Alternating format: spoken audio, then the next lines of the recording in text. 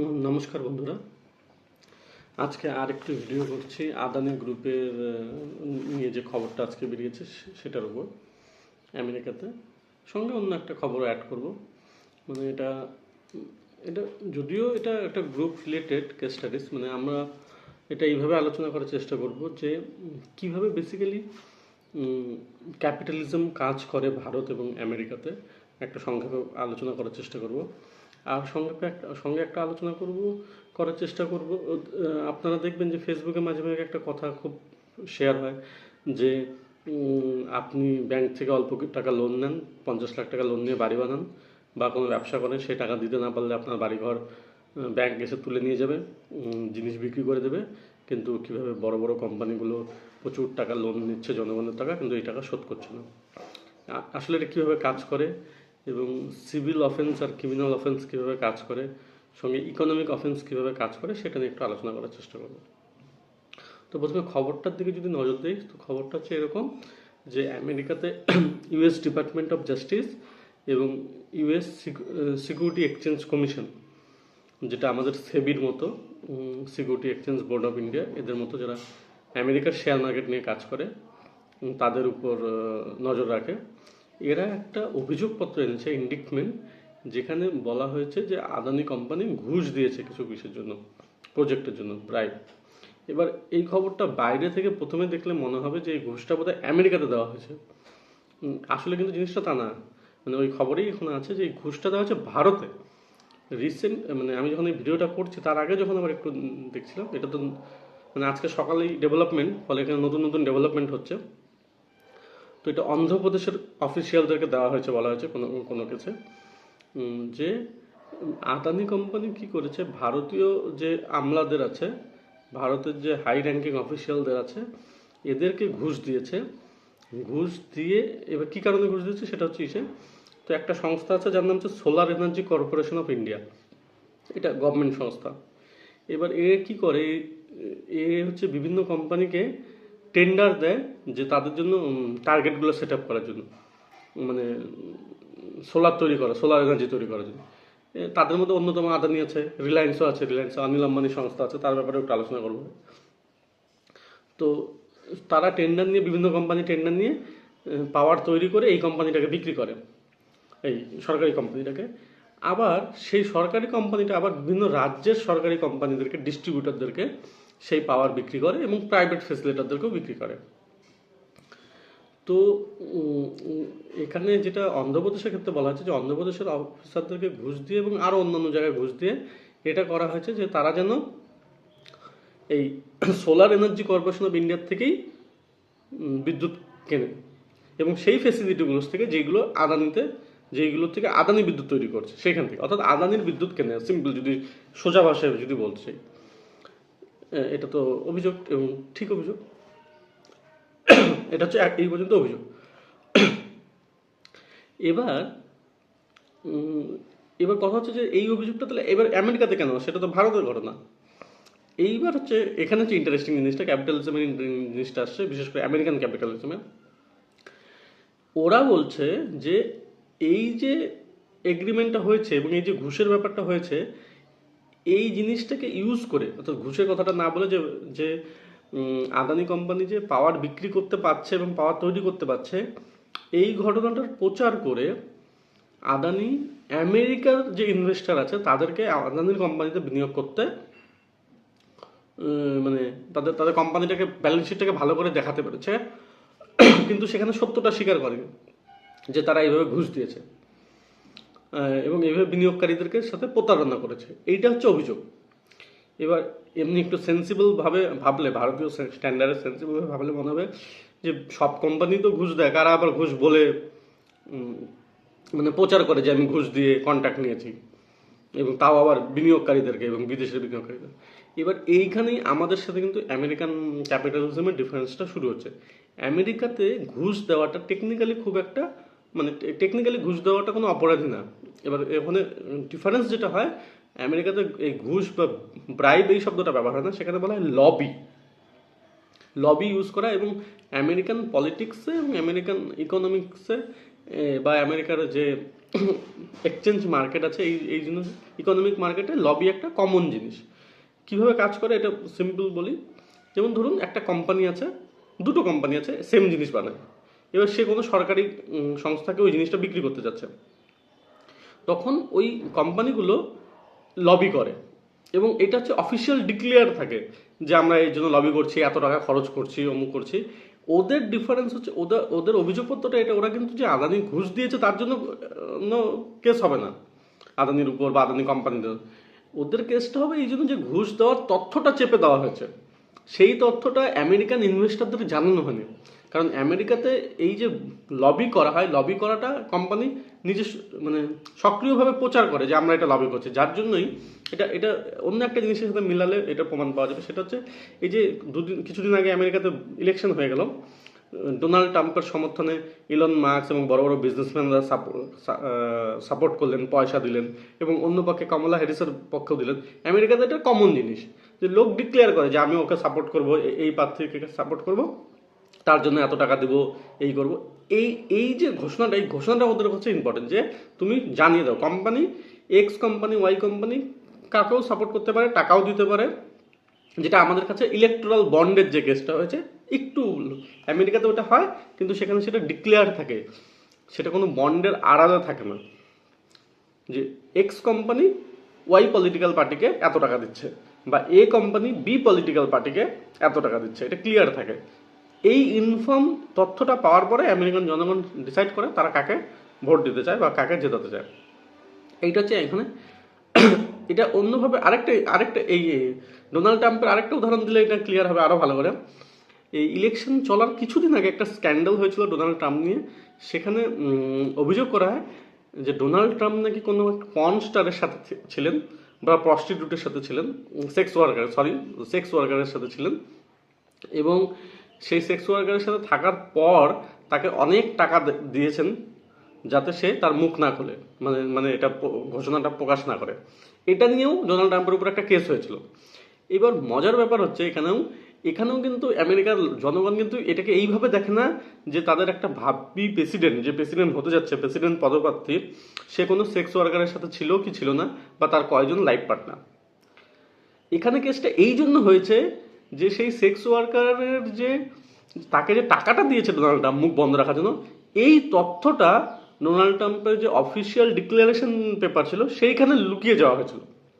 অর্থাৎ তথ্য গোপন করাটা একটা আদর্শ ক্যাপিটালিস্ট সোসাইটিতে বা আইডিয়াল ক্যাপিটালিস্ট সোসাইটিতে, আমেরিকান ক্যাপিটালিস্ট সোসাইটিতে, সেইখানে সেটাকে খারাপ দেখা হয় যে সমস্ত তথ্য সবাই জানতে পারবে, বিশেষ করে সেই তথ্যগুলো যেইগুলো হচ্ছে জরুরি জনগণের জানার জন্য, যার ফলে তারা সিদ্ধান্ত নিতে সুবিধা হয়।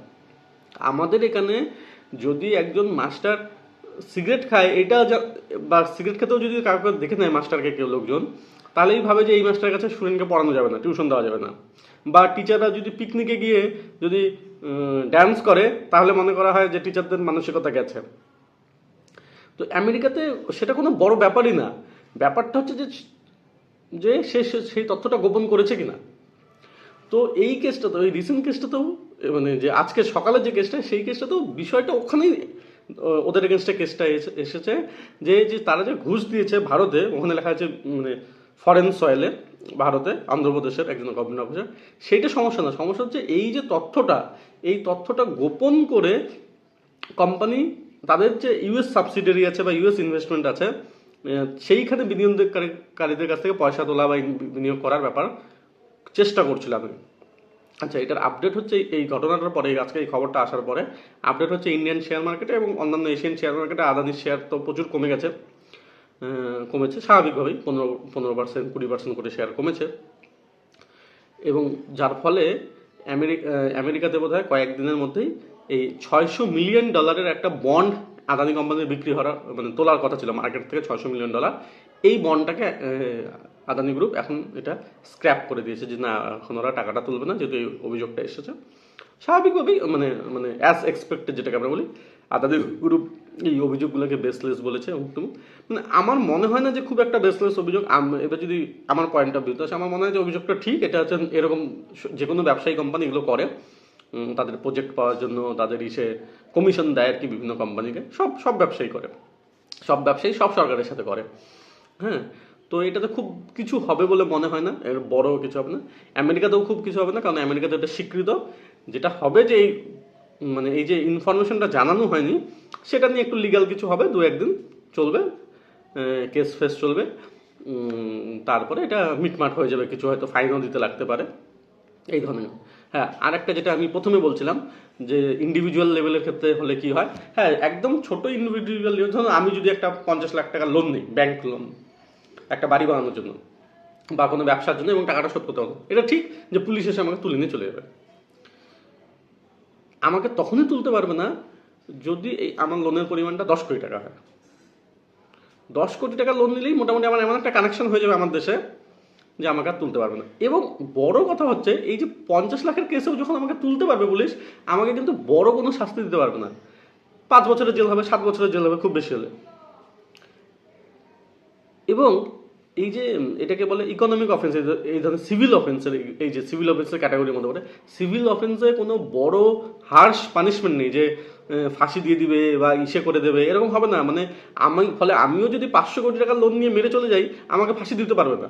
হ্যাঁ, লোক হয়তো পিটিয়ে মেরে দিল, যে লোকের টাকা মেরে দিয়েছি লোক ধরে, কিন্তু পুলিশ প্রশাসন কোনো দেশের ব্যবস্থা, এবার এটা আলাদা ব্যাপার যে আমাকে 500 কোটি টাকা লোন দেবেই না, সেটা আলাদা ব্যাপার।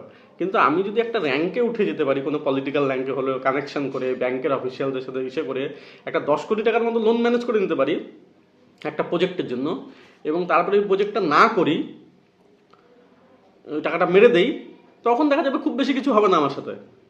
ওই ব্যাংক ঠ্যাঙ্কে করে, কোর্ট কেস করে আমার যা প্রপার্টি পাবে ওই ওই কোম্পানির নামে, সেই কোম্পানির প্রপার্টি খুব বেশি হলে ওই কোম্পানিটাকে বাজেয়াপ্ত করে নেবে, নিয়ে আটকে দেবে। এরকম একটা খবর আপনারা দেখেছেন কিছুদিন আগে, যেটা আমি ওই উদাহরণ দিই সেটা এইখানে। এবার আমরা আসবো অনিল আম্বানির কাছে।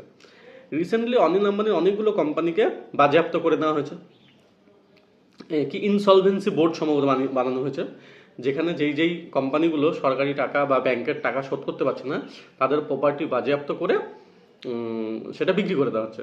তো এবার দেখা হচ্ছিল যে ওরকম বোধহয় এই অনিল আম্বানির কিছু কোম্পানি, যাদের বোধহয় আমি এখন অ্যামাউন্টটা বলেনি, পার্সেন্টেজগুলো মনে হচ্ছে, ধরুন 500 কোটি টাকার লোন ছিল সেই কোম্পানি, এবং ওই 500 কোটি টাকার লোন ছিল, এবার ওর কোম্পানি যা পেয়েছে, অ্যাসেট যা পেয়েছে, সেই অ্যাসেটটা বিক্রি করে দিয়েছে। এবার বিক্রিটা করে কত টাকা পেয়েছে, 1%, মাত্র 5 কোটি টাকা এরকম। অ্যামাউন্ট আমি আবার বলছি, অ্যামাউন্টটা আলাদাভাবে ভ্যারি হবে, তথ্যটা আমার কাছে নেই বা এখন মনে নেই, যেহেতু আমি স্বতঃস্ফূর্তভাবে ভিডিওগুলো করি, খুব বেশি রিসার্চ টু দি পয়েন্ট করি না। এবার ওই যে 1%টা হলো, ওই 1% টাকাটাই তুলতে পেরেছে। এবার এইটা নিয়ে লোকজন অনেকে প্রচার করছে, দেখো যে একজন অনিল আম্বানির ক্ষেত্রে 1% টাকা শোধ করলেই হয়ে যাচ্ছে, তোমার ক্ষেত্রে পুরোটাই দিতে হবে।